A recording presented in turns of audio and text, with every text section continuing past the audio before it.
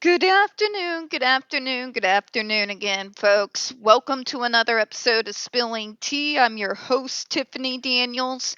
We are going back to that horrible world known as the JRC, but before we do, the usual disclaimers. If you are unfamiliar with the Stop the Shocks campaign or the campaign against the troubled teen industry, you're going to find all the pertinent links right there in the description box.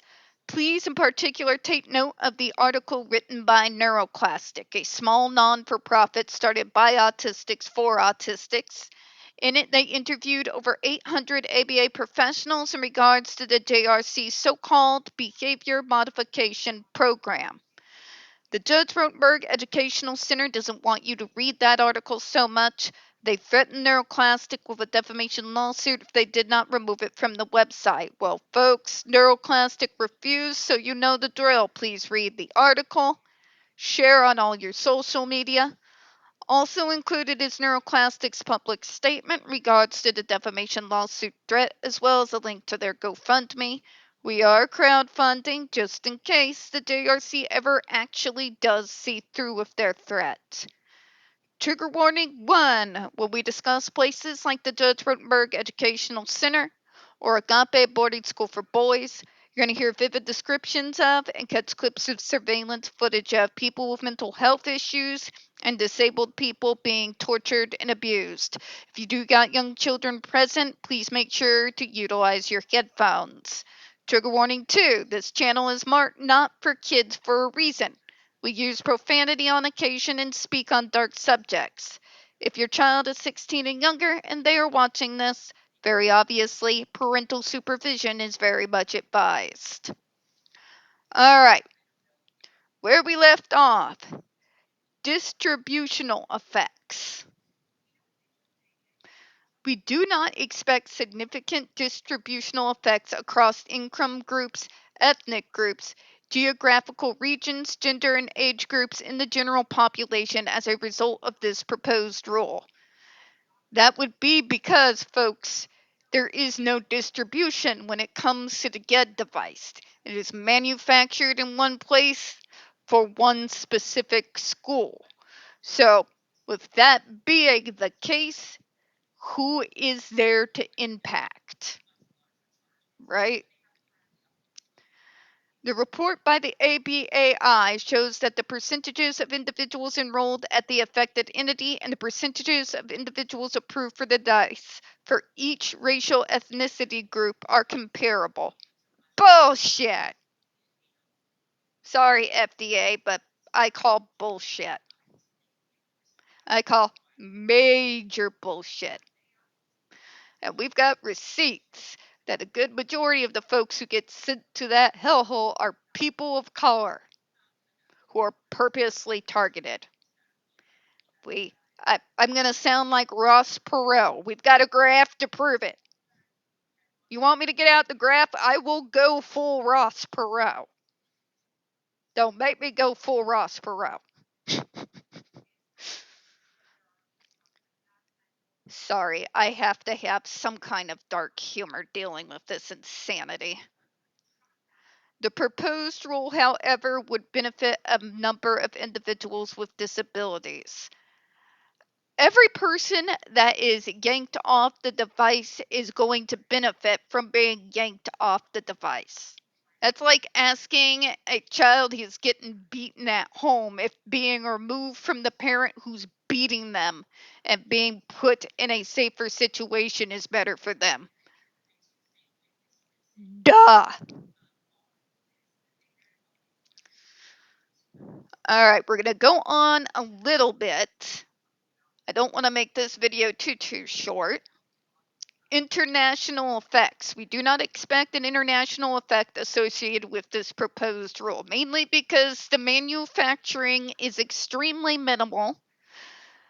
The ones that are manufactured goes to a single school and is only utilized by that school.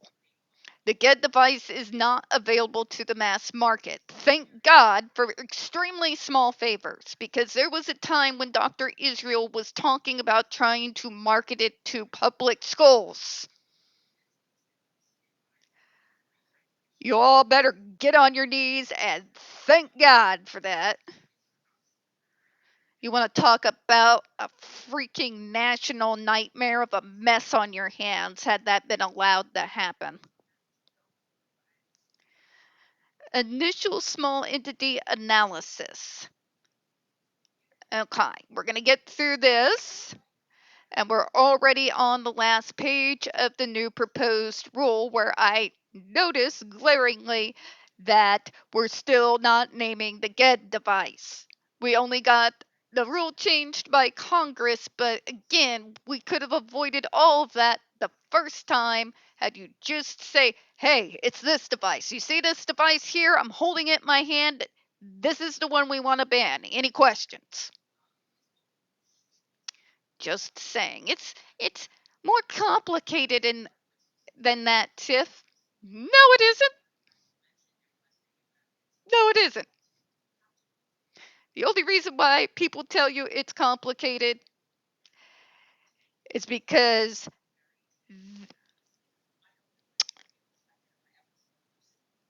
they're trying to cover their own ass a good majority of the time, let's be honest here.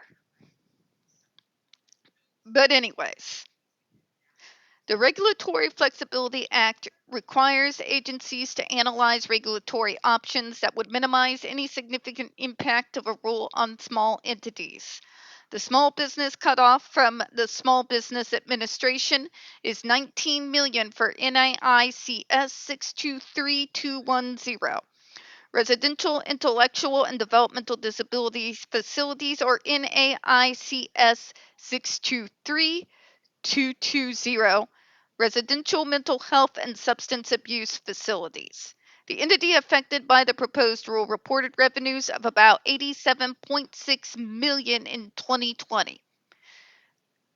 That was funding from the federal government, kids, during COVID, in case you were wondering, which is why they never enforced the final rule of 2020, because they allowed COVID to stop the enforcement of the ban. And it gave the JRC time. You cannot give these shady sons of bitches any time, because if you do, well, look where we are. And look how long it took just to get a new proposed ban up. Just saying. Those 3 years, everybody was twiddling their thumbs. Kids had to spend 3 more years being tortured by that device. Let that sink in, government. You dragging your feet has repercussions on real goddamn people. But let me continue. The entity affected by the proposed rule reported revenues of 87.6 million in 2020, which exceeds the size threshold for small entities in this industry. And when is somebody going to investigate this place's funds? How is a small, itty-bitty school like this pulling in several millions of dollars every year and nobody's investigating this? If the IRS can get Al Capone because of tax evasion, why the hell is JRC's financials still not being investigated at the very least? Why does everyone keep turning a blind eye to every single thing the shady place does?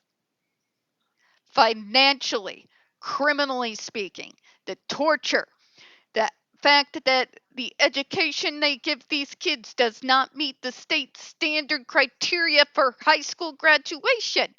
What is it going to take?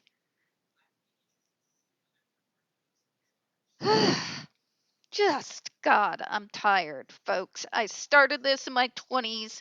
I'm getting ready to turn 40 in November. Next month. Literally beginning of next month. I'm tired.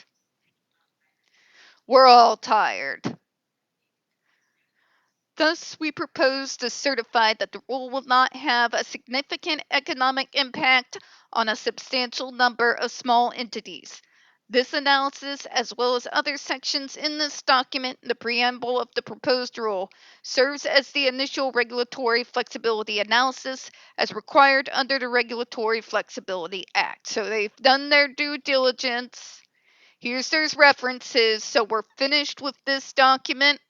Next week, we're going to start getting into the lawsuit that the JRC filed against the FDA to try and stopping them from reissuing the ban. So we'll be diving into that too, because I don't think they're going to just drop it and let that go. We don't get very many views on this channel. The few we do tend to get removed from time to time. You know the drill. Please don't forget to hit the like button, hit subscribe, and don't forget to utilize those comments. I appreciate your time. And as always, folks, we here at Spilling Tea do hope you have a good one. I'll see you all next time. Bye-bye, everyone.